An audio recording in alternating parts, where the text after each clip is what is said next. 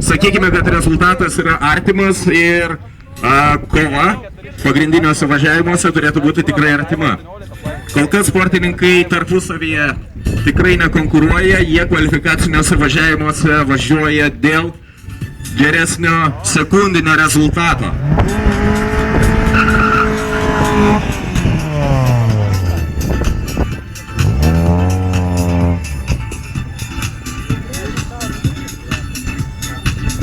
Dar du standartiniai automobiliai, 110 numeris Tomas Stadalius, Honda Civic ir 111 numeris Renaldas Truncija, dar vienas Honda Civic.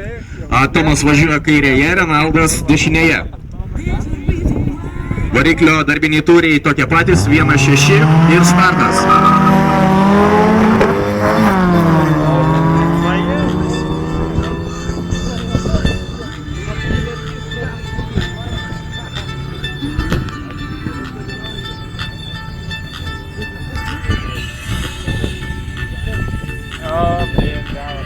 Rezultatai yra štai tokie. Tomas Stadalius 17 sekundžių 12 šimtųjų bei Renaldas Truncija 16 sekundžių 87 šimtosios.